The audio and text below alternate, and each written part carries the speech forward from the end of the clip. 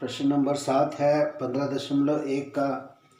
यह दिया गया हुआ है कि 3 विद्यार्थियों के एक समूह में से 2 विद्यार्थियों के जन्मदिन एक ही दिन न होने की प्रायिकता 0.992 है। इसकी क्या प्रायिकता है कि इन 2 विद्यार्थियों का जन्मदिन एक ही दिन आता हो।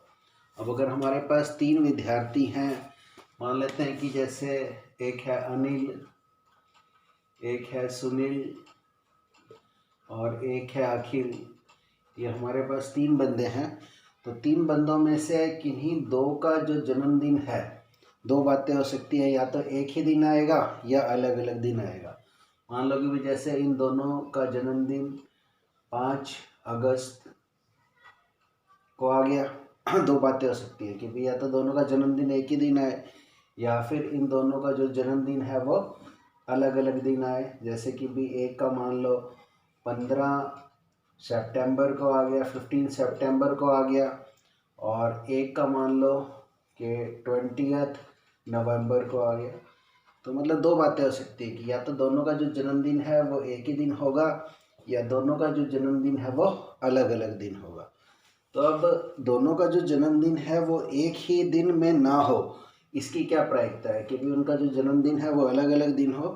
तो उसकी क्या प्रायिकता दे रखी है 0.992। तो हमें बताना है कि इसकी क्या प्रायिकता है कि जो दोनों का जन्मदिन है वो एक ही दिन हो, सेम डे पर हो। तो उसकी क्या प्रायिकता है। तो जब भी ऐसा हो कि भी किसी भी घटना की सिर्फ 2 ही पॉसिबिलिटी हो, 2 ही परिणाम हो, या तो ऐसा होगा या ऐसा होगा, तो उनका जो योग है, जोड़ है, वो एक होता है। तो इसलिए हम यहाँ पर इसका सॉल्यूशन ऐसे लिखेंगे कि प्रायिकता के दोनों का जन्मदिन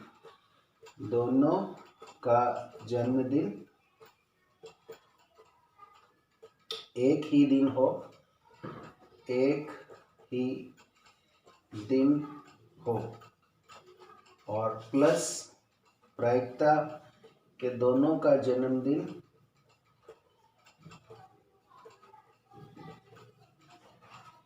एक ही दिन ना हो, एक ही दिन न हो। तो जो दोनों की प्रायिकता है उनका जो सम है वो एक होगा। तो हमें निकालना है, अगर मैं मानता हूँ कि दोनों का जन्मदिन एक ही दिन है, उसको घटना ई बोल लेता हूँ। तो दोनों का जन्मदिन एक ही दिन ना हो तो उसकी प्रायिकता ई बार कह लेता हूँ। तो दोनों का जो जोड़ है वो एक है। हमें दे रखा है कि दोनों का जन्मदिन एक ही दिन ना हो, उसकी क्या प्रायिकता है वो दे रखी है 0.992। तो ये आ गया बराबर 1 के। तो यहाँ से आ जाएगा PE का मतलब कि दोनों का जन्मदिन एक ही दिन हो, उसको मैं ई बोल रहा हूँ। तो 1 में से माइनस करेंगे 0.992।